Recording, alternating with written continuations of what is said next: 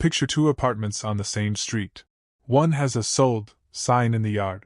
The other has a lease renewal sitting on the kitchen counter. Everyone assumes the person who bought is winning. They've got equity. They've got a real asset. The renter is just paying someone else's mortgage. But here's the problem. That's not math. That's a feeling dressed up as math. Run the actual numbers, the ones a mortgage calculator never shows you, and the answer flips more often than you'd think. Sometimes buying wins by a landslide. Sometimes the renter, quietly investing the difference, ends up with a bigger net worth by a six-figure margin. The house doesn't decide who wins. The math does. This video walks through the real math, the 5% rule, the hidden second mortgage nobody budgets for, and the one number, your break-even year, that actually tells you which side you're on. If you've ever felt behind because you rent, sit with this one for the next few minutes. It might change what behind even means. Two coworkers, hired the same month, same starting salary, $68,000 a year. Derek buys a $340,000 house at 27. 3-bedroom, decent yard, a 30-year mortgage at 6.8%. Maya rents a 2-bedroom apartment for $1,650 a month. Same neighborhood, same commute. 10 years pass. Derek tells people he's building wealth. Maya tells people she's still renting, usually with a little embarrassment in her voice. Here's the inversion. By year 10, Maya's net worth is higher than Derek's. Not because renting is magic. Because of what she did with the $1,400 a month she wasn't spending on property tax, maintenance, and a down payment that never got the chance to grow anywhere else. By the end of this video, you'll be able to look at that same gap and see exactly why it opened up. Because right now you can't. Let's fix that. The hidden second mortgage, the ongoing costs of owning that never show up on the sale listing, maintenance, property tax, insurance, repairs. The opportunity cost wall, what your down payment and the rent versus mortgage gap could have earned somewhere else, every single year you don't invest it. The break-even year, the specific point in time where owning finally overtakes renting, and the number that should actually drive the decision instead of a gut feeling. Point 1.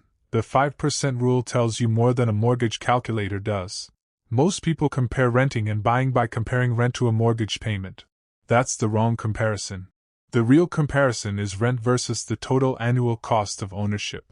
The 5% rule, popularized by economists and used in the New York Times' own rent versus buy calculator, says the yearly cost of owning a home, not the mortgage, the total cost, runs about 5% of the home's value. That 5% splits roughly three ways: 1% for maintenance, 1% for property tax, the U.S. average, though it swings by state, and roughly 3% as the opportunity cost of the money tied up in the house instead of invested elsewhere. On Derek's $340,000 house, that's about $17,000 a year, or roughly $1,417 a month, just to cover the real cost of owning, separate from the mortgage principal itself. The National Association of Realtors' own affordability data backs this shape. Total ownership costs routinely run well above the mortgage payment alone once tax, insurance, and upkeep are added in. Derek doesn't see this number. He sees $1,900 a month, and $1,900 a month is less than what my landlord friend pays for a nicer place. He's not wrong about the sticker price. He's wrong about what's hiding under it. That $1,417 a month hidden cost doesn't disappear just because it's easy to ignore. It's still leaving Derek's pocket every month. It's just been renamed the price of owning something real. Point 2. The opportunity cost wall is the part almost nobody runs the numbers on. Here's the counterintuitive part. Derek put $34,000 down, 10% on his $340,000 house. That money is now locked into drywall and a roof. Maya never had a down payment to lock up, because she never bought. Instead, Maya took the difference between her rent and what Derek's total ownership cost would have been for the same apartment-sized life, and invested it. Roughly $500 a month, plus a lump sum equivalent to a starter down payment she put into a low-cost S&P 500 index fund early on. At the market's long-run historical average return of around 10% a year before inflation, the number Vanguard and most index fund providers cite for the S&P 500 since 1957, $500 a month invested for 10 years grows to roughly $103,000. Money sitting in home equity doesn't compound the same way. It just tracks whatever the local housing market happens to do, which nationally has averaged closer to 4 to 5% a year over the long run, according to Case-Shiller Home Price Index data. This is the opportunity cost wall. Every dollar you put into a house instead of the market is a dollar that stops compounding at market rates and starts compounding at housing market rates instead. Nobody frames a down payment that way at closing. They should. Maya's coworker, Priya, made the opposite bet. She bought a condo the same year Maya signed her lease, using nearly all her savings for the down payment. Priya's proud of her equity. She just hasn't run what that same money would look like in an index fund, and she gets quiet whenever the topic comes up. Point 3. The hidden second mortgage shows up when you least expect it. Owning a home doesn't send you a bill labeled unexpected costs. It sends you a cracked water heater in February. Freddie Mac's own homeownership research puts average annual maintenance costs at 1 to 4% of a home's value, depending on the home's age. On Derek's $340,000 house, that's anywhere from $3,400 to $13,600 a year. In year 6, Derek's HVAC system fails, $6,200, paid in cash because it couldn't wait for a mortgage refinance.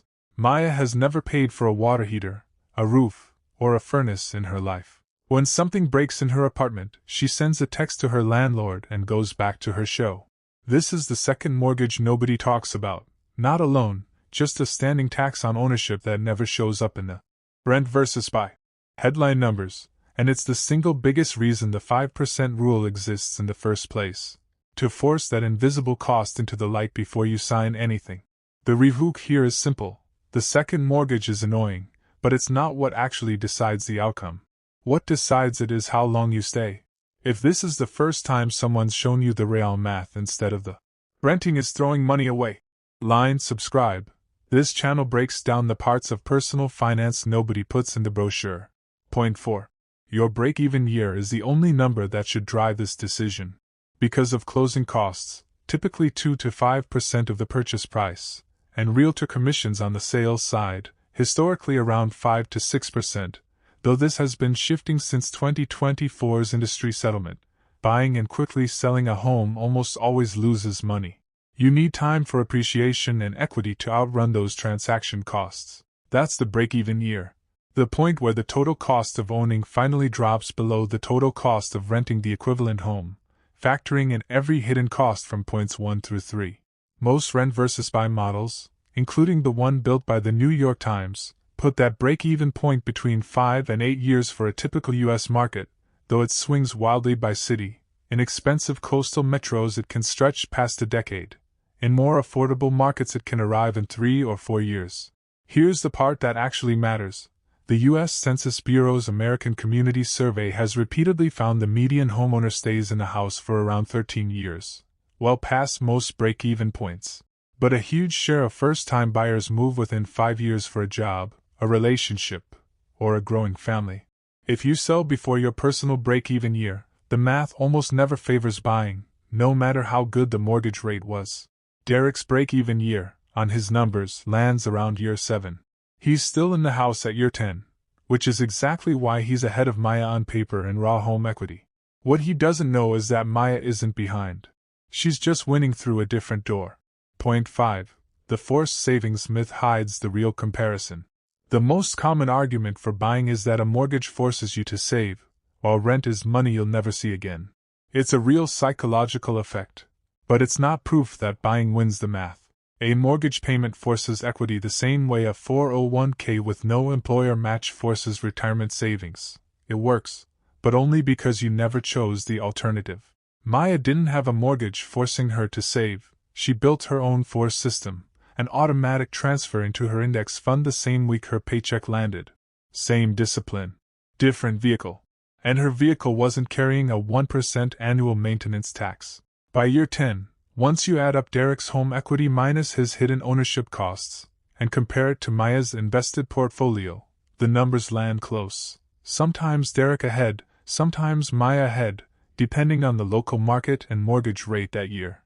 That's the real headline. It's not a landslide either direction. It's a genuinely close race that depends on your break-even year, your market, and whether you actually invest the difference instead of just spending it. The people who lose this comparison aren't renters or buyers.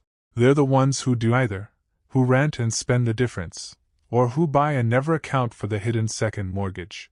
Wealth was never about which box you check on a lease or a deed. It's about which side of the opportunity cost wall your money ends up on, and whether you know your own break-even year before you sign anything. Go back to that street with the 2 apartments.